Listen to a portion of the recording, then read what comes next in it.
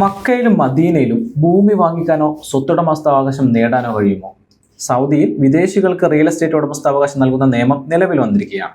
ജനുവരി 22 മുതലാണ് പ്രാബല്യത്തിൽ വന്നത്. ഔദ്യോഗിക ഡിജിറ്റൽ പോർട്ടലായ സൗദി പ്രോപ്പർട്ടീസ് വഴിയാണ് റിയൽ എസ്റ്റേറ്റ് ഉടമസ്ഥാവകാശത്തിനുള്ള വിദേശികളുടെ അപേക്ഷകൾ സ്വീകരിക്കുന്നത്.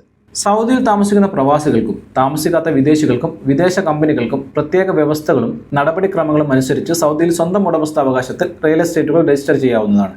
സൗദിയിൽ താമസിക്കുന്ന പ്രവാസികൾക്ക് അവരുടെ ഇക്കാമ നമ്പർ ഉപയോഗിച്ച് പോർട്ടലിലൂടെ നേരിട്ട് അപേക്ഷിക്കാം. ഇത്തരം അപേക്ഷകളിൽ നിയമാനുസൃത ആവശ്യകതകൾ പാലിച്ചിട്ടുണ്ടെന്ന് ഓട്ടോമാറ്റഡ് രീതിയിൽ സ്ഥിരീകരിക്കുകയും ഇലക്ട്രോണിക് രീതിയിൽ നടപടിക്രമങ്ങൾ പൂർത്തിയാക്കുകയും ചെയ്യും.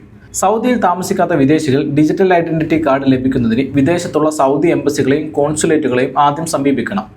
ഇതിനുശേഷമാണ് പോർട്ടൽ വഴി ഉടമസ്ഥാവകാശ അപേക്ഷ പൂർത്തിയാക്കേണ്ടത്. സൗദി അറേബ്യയിൽ റിയൽ എസ്റ്റേറ്റ് സ്വന്തമാക്കാൻ ആഗ്രഹിക്കുന്ന സൗദി അറേബ്യയിൽ സാന്നിധ്യമില്ലാത്ത വിദേശ കമ്പനികളും സ്ഥാപനങ്ങളും ആദ്യം ഇൻവെസ്റ്റ് സൗദി പ്ലാറ്റ്ഫോം വഴി നിക്ഷേപ മന്ത്രാലയത്തിൽ രജിസ്റ്റർ ചെയ്യുകയും ഏകീകൃത നമ്പർ നേടുകയും വേണം. ഇതിനുശേഷമാണ് ഇലക്ട്രോണിക് രീതിയിൽ ഉടമസ്ഥാവകാശ നടപടിക്രമങ്ങൾ പൂർത്തിയാക്കേണ്ടത്. 2026 ആദ്യ പാദത്തിൽ പ്രഖ്യാപിക്കുന്ന ഭൂമിശാസ്ത്ര മേഖലാ രേഖയെ അടിസ്ഥാനമാക്കിയുള്ള വ്യക്തമായ നിയന്ത്രണ ചട്ടക്കൂടിനുള്ളിൽ റിയാദ്, ജിദ്ദ നഗരങ്ങളിലും മക്ക, മദീന എന്നിവിടങ്ങളിലും വിദേശികൾക്കുള്ള സ്വത്തുടമസ്ഥാവകാശം പരിമിതപ്പെടുത്തിയിരിക്കുന്നു.